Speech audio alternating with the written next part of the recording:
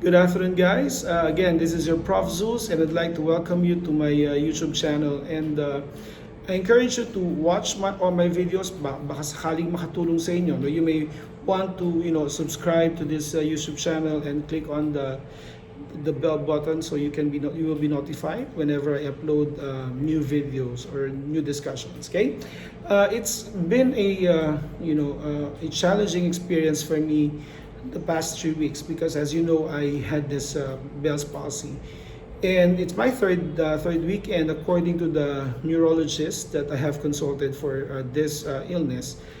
I am recovering very fast. As a matter of fact, she did not advise me to go through the CT scan anymore. Okay, so I'm very much thankful to those who prayed for me and who showed their love and support to your Prof. Zeus. Okay, as you can see, I haven't fully recovered, but I'm recovering my smile. So let's see what will happen in the next few weeks. Okay, I hope I will be able to recover very, very soon. I mean, fully recover at that. Okay. To my students at Arellano University, where I am the program chair, thank you very much for all the messages, the warm messages, and the kind messages you have sent to me, for the support, for the prayers that you have given for my recovery. Okay, thank you very much. And now this discussion is actually for my students at Arellano University for the basic accounting course. Okay, I hope that others will also find this video together with the succeeding videos I will have for basic accounting useful for their basic accounting class. Okay, so let's proceed with the lesson.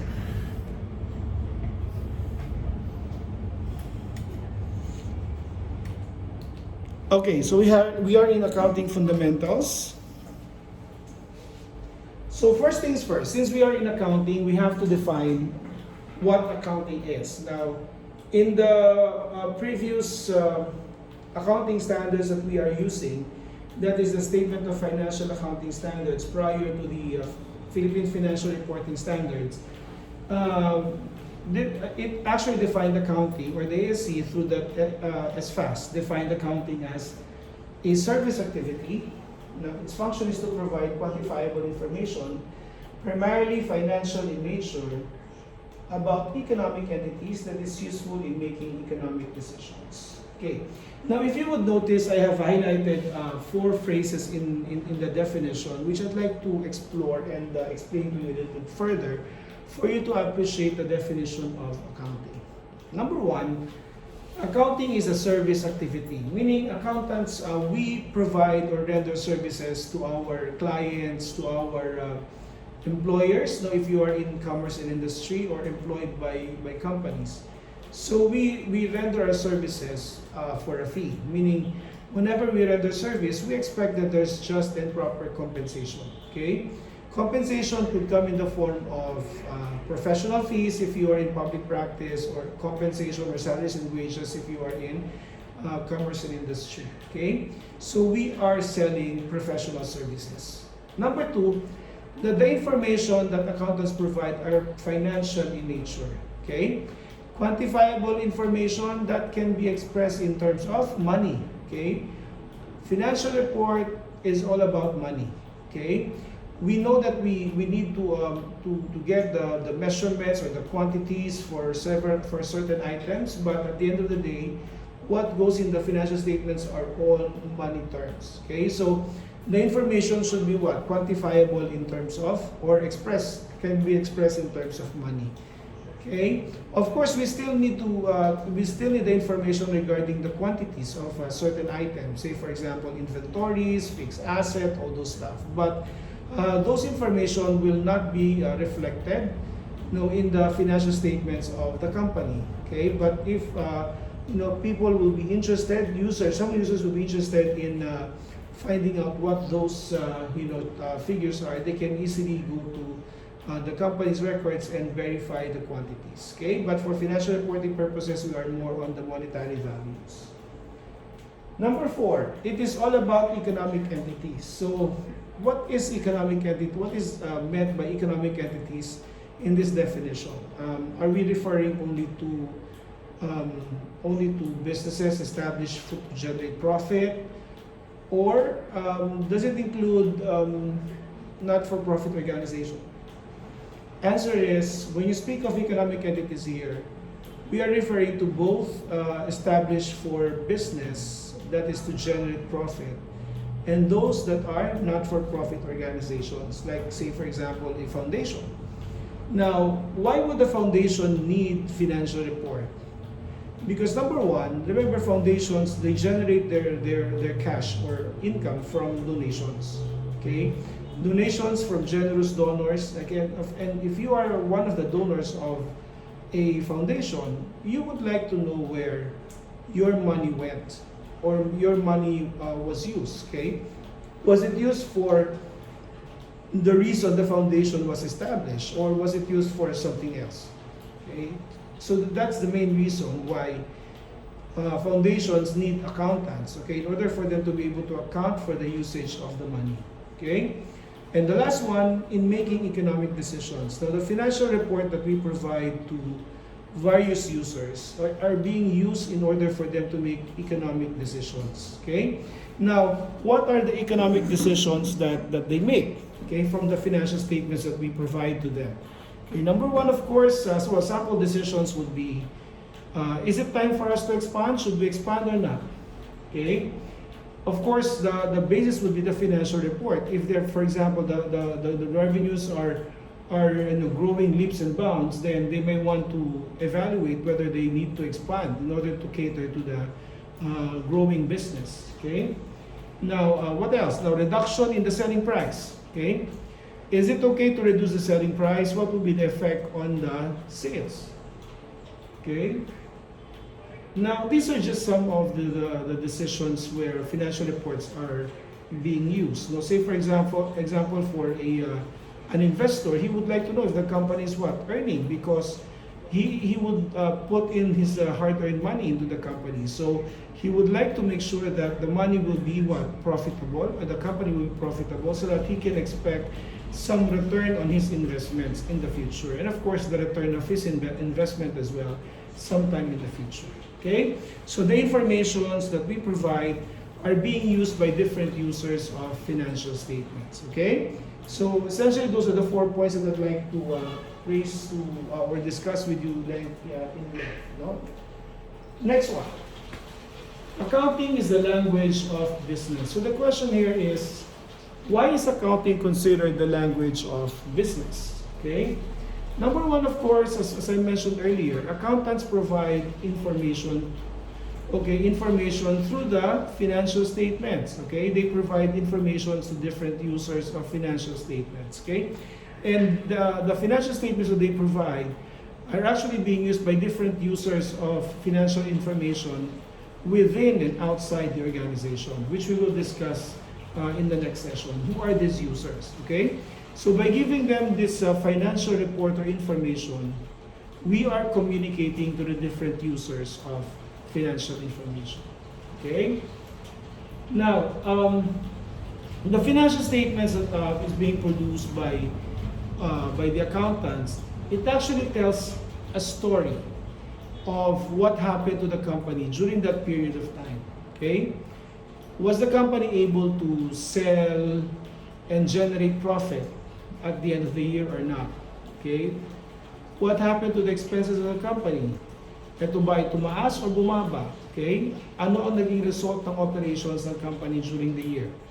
Okay? So, all of those are found in the financial statements being prepared by the accountant. Okay? Now, let's go to the different nature of business organizations. Okay? So, we have this 3 types of business organizations according to the capital structure. Number 1, we have those that are considered single or sole proprietorship business. Number 2, we have those that are what? In the partnership form. And the third one, of course, is in a corporate form or setup. Okay? Now, single or sole proprietorship, this means that there's only one owner of the business. But it doesn't mean that he's the only one working on the business. Okay? He could employ, several people to work with him, okay, to work with him in the business. Okay, it doesn't mean that he's, a single performer in the business. Okay. Now, what are the advantages of this single or sole proprietorship business? Number one, of course, when you do business, you expect profit, right? And in a sole proprietorship business, all profits belong to the owner. Okay, so since there's only one owner, then all profits belong to himself, right? No one else. So that's a very good one, very good motivation for one to go into business under the sole proprietorship. Number two, of course, is that, since there's only one owner of the firm, then he can make decisions very fast because he doesn't have to, consider other people because he's the one whose money is at stake, no one else, right? So therefore, he can make decisions faster than the other forms of business organization, okay? Because he only have to think of himself. And then, of course, a single proprietorship business is very easy to register or form, okay? All you need to do is go to, to DTI to register the name of your company, and then, of course, to the local government, to the barangay, to get your business permit. And actually, for professionals like us, CPAs, no? I think there are municipalities that do not require CPAs to have this business permit. Okay, all you need to do is just to present your PTR or the professional tax receipt. Okay, so you just need to go there. No need to go to SAC. Of course, you need to go to the BIR to have your business registered. And since it's a single sole proprietorship, the business will be using your TIN, okay, your tax identification number. Unlike in the other two forms of business organization, that they need to apply for TIN or the tax identification number of those entities. Okay. Now, what are the disadvantages of having or under this sole proprietorship? Number one, of course, since the income, all the income belongs to you, if there's a loss, it's only for you and to you. Okay?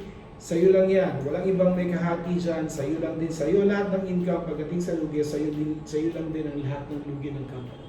Okay?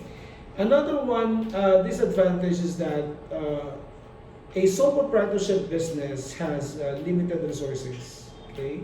Why limited? Because you only have the resources of the owner. Okay? The owner can borrow monies from the friends, from the family members, and all. But considering that there's only one, then the sources of capital is very much limited, unlike in the other forms of business organization, wherein there's much larger network to speak of. So limited resources, and then number three, there's no other ideas except the ideas of the owner. So somehow it kind of affects the company in a negative way because, of course, if there's limited ideas, then the company is losing opportunities for growth.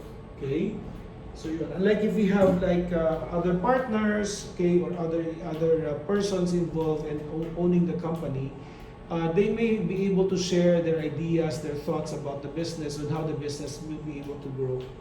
Okay, so that's for sole proprietorship.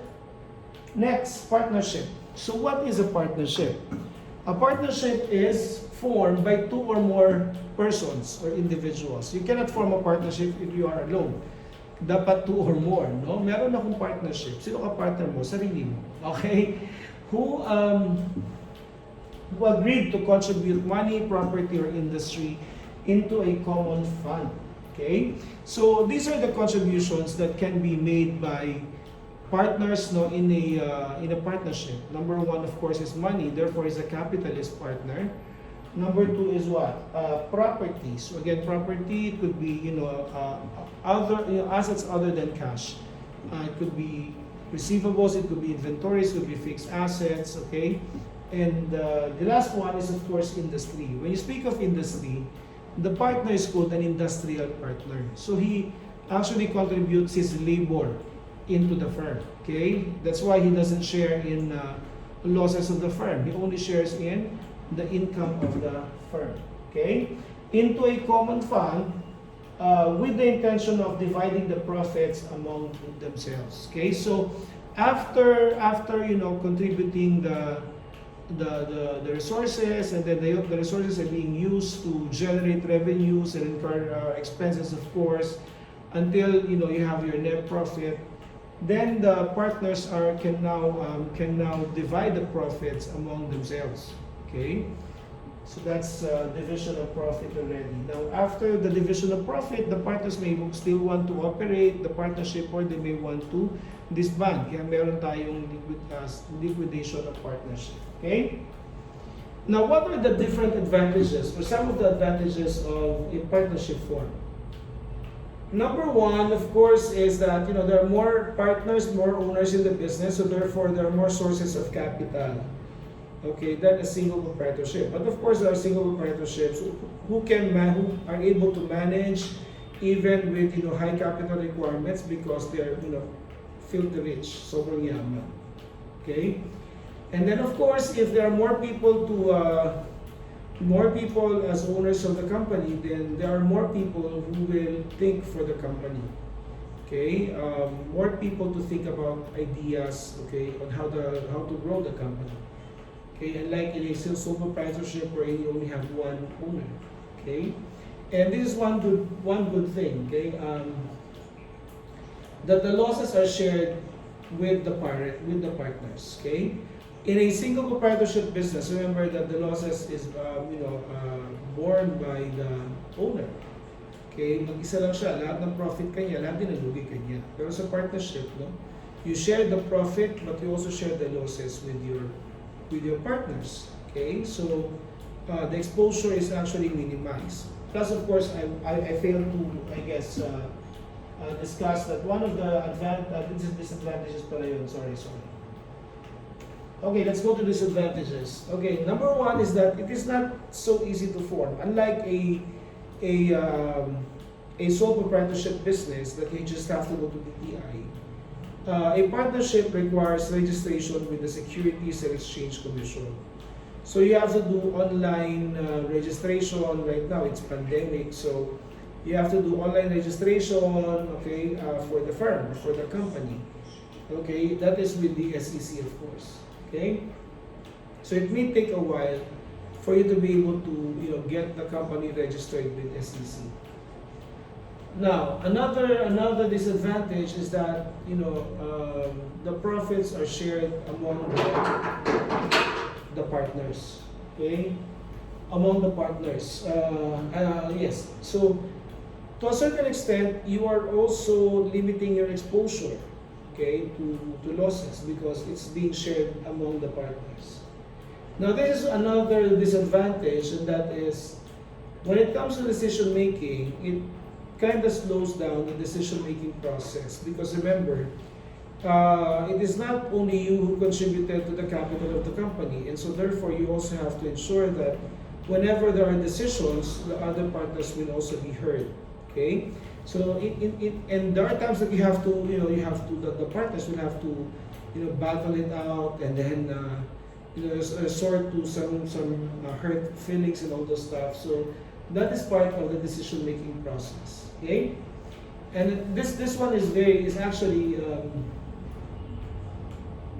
another disadvantage, and that is when it comes to the liabilities. Liabilities of the partners, okay, could extend, especially those that are considered general partners, could extend to their personal assets. So, if say for example the partnership has liability to a certain supplier, then and the company goes bankrupt, then the suppliers can actually go after the personal assets of the partners, especially the general partners. Okay, so they can request a court to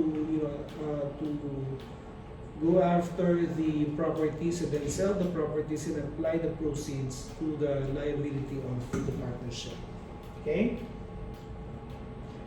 Okay, the last one is corporation. So corporation is a juridical entity created by operation of law. Okay, so it becomes some sort of a being, okay, but not of course a natural being, okay, that is created by law, okay.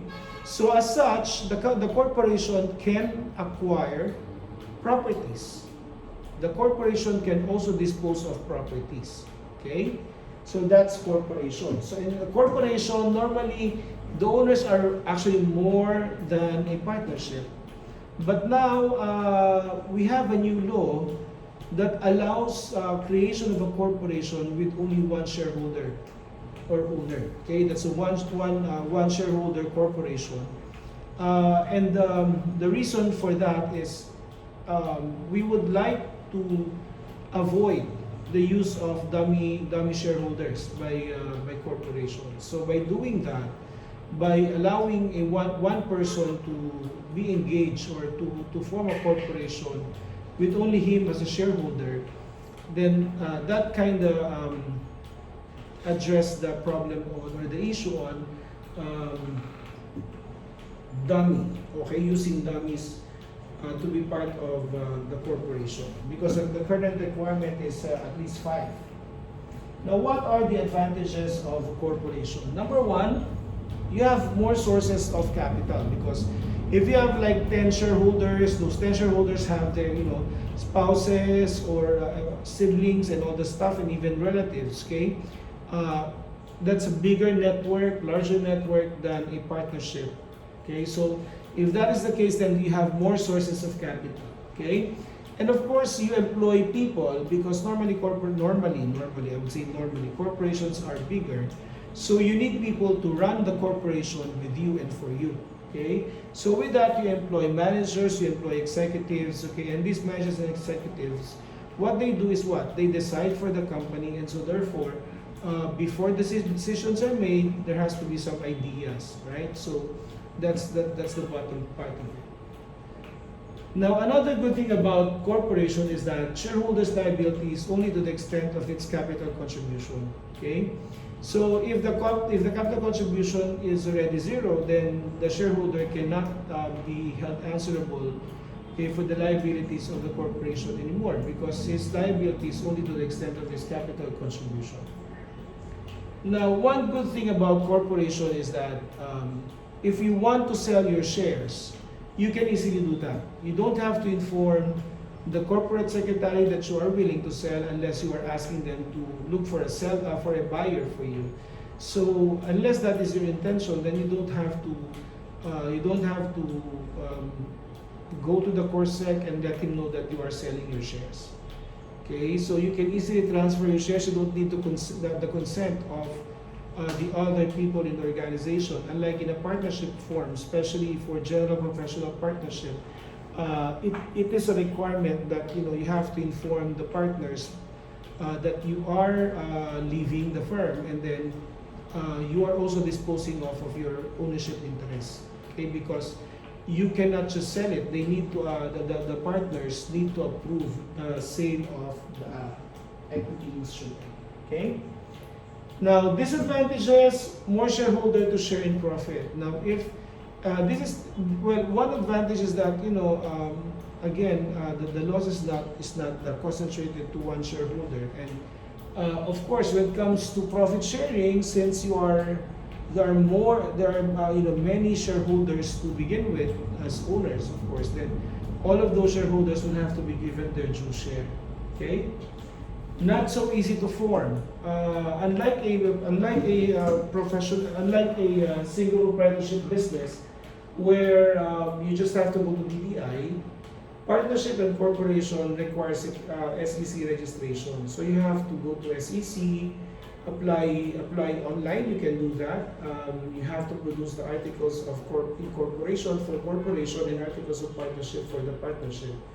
And that will be submitted to the SEC. Now, what are the information contained in the articles of partnership and articles of incorporation? Number one, of course, is the name of the company. Number two is the address where the company is located. Number three would be the purpose or the reasons why you are establishing that company. And then, of course, the partners, okay, in the partnership, who is the general partner, who's the treasurer, okay, the four corporations who are the incorporators of the corporation. and the shareholders as well. Okay? Next. Now, in terms of nature of business operations, now these are the three business, three different nature of business operations. Okay. Number one, you have the service business. Here, this business is into what? Selling of service, professional services. You know, like say for example, like us, CPAs, lawyers, engineers, architects. Okay. So we are in selling our professional services to our clients. Okay. For hotel and restaurant industry, you are selling services as well. So it's in the service business. Trading business is one that that is involved in buying and selling of items. No? So samples of this would be your National Bookstore, your Goldilocks, okay, of course Coca-Cola, the distribution part, of course, okay. And then of course you have the manufacturing business. Manufacturing business is one that converts or procures first raw materials and then applies labor and overhead to convert them into finished goods before they are able to sell the product. Okay, so those are the three nature of business operations. Now, when it comes to the accountancy practice, okay, these are the fields of practice that you can find where you can find CPAs. No, number one, public practice. So when we speak of public practice, these are CPAs that are rendering their services to clients, okay, either as external auditor, as tax consultant, as management consultant, okay. So they are receiving professional fees from the client. They are being engaged by clients to perform specific services. Now, commerce and industries, this is where you find CPAs working in different private companies, okay, like say for example, Metro Bank, BPI, Bank of Commerce. Okay, so those are Jollibee, McDonald's. Those are different private companies. So you can find CPAs there working as as accountant, as chief accountant, as accounting supervisor or manager, controller, even chief finance officer. Okay. Government, they are employed by the government. Say for example, the accountants in the DBP, at the Development Bank of the Philippines, in Land Bank, okay, internal auditors, accounting managers and controllers, they are all working with the government. That's why they are into the government sector. And those that are in the academe, they are what? Professors of accounting, taxation, management services, okay, auditing. Okay, so like me, for instance, no. I am in the academe. But apart from being in the academe, I'm also in the public practice because I have an accounting firm that caters to different clients. Okay, so I am a BOA accredited and a BIR accredited practitioner in the public practice. Now, these four public practice, they have their sectoral representation. Okay. So for example, for public practice, we have this Association of CPAs in Public Practice, or ACPAP. For commerce and industry, we have the Association of CPAs in Commerce and Industry, or ACPAC. For those in the government, we have the GACPA, the Government Association of CPAs. And for the academy, we have the NACPAE, the National Association of CPAs in Education. Okay? Now, prior to 2005, every country has their own accounting principles that they follow in the preparation of their financial statements. Now, just imagine the burden of an investor who has for example, a company in the Philippines but has branched out in different parts of the world. Prior 2005, okay, every country has their own accounting principles, and so therefore the financial statements will be prepared in accordance with the accounting principles acceptable in that country. Now, the owner of a company with branches all over the world will have a difficult time understanding the financial statements because the basis of preparation are different from one another. Okay, and because of this problem, okay, there was a move to harmonize the accounting principles being followed by different countries. And that started in UK back in 2005. When the Standard Setter started to talk about, has released, okay, the International Financial Reporting Standards, or the IFRS. Now, in the Philippines, we adopted the IFRS and made it in a PFRS, or Philippine Financial Reporting Standards, in 2005. Okay. Now, the PFRS were observed in the preparation of the financial statements. However, during those years, some businesses found it difficult to follow PFRS because, number one, it's costly to implement. Okay, there are certain things that you have to get, like say for example an actuary. Okay, if you would like to measure the benefit obligation that you have for your client, for your staff, no. So it becomes burdensome for them to implement. That's why in 2010 we also adopted the PFRS for small and medium-sized entities. Okay, so this is much easier to comply rather than the full PFRS. Okay, because it answers now or addresses the problems encountered by the small and medium-sized entities. Now, in 2019, I guess, or 2018, I think 2019, the Philippines has also adopted the PFRS for small entities. Okay, for small entities, meaning these are companies with assets of 100 million or 2 million to 100 million, or liabilities of 2 million to 100 million to 100 million as well. So if you are in this category, then you have to follow the PFRS for small entities. Now, are there any exemptions? Meaning, say for example, the company is considered small, but can he use actually SME? Yes, there are exceptions. Okay, and for the exceptions, I'd like you to find out. You have to research and find a copy of the SRC Rule 68 as amended. Okay, get the latest copy of SRC Rule 68. You will find the answer there. Okay, regarding the different accounting standards that we are using in the Philippines. Okay, so again, thank you very much, guys, for bearing out with me. Okay, and I'd like to again remind you to click the subscribe button for you to be updated on whatever videos I will upload in the coming days. Okay, thank you very much, and good afternoon. Bye.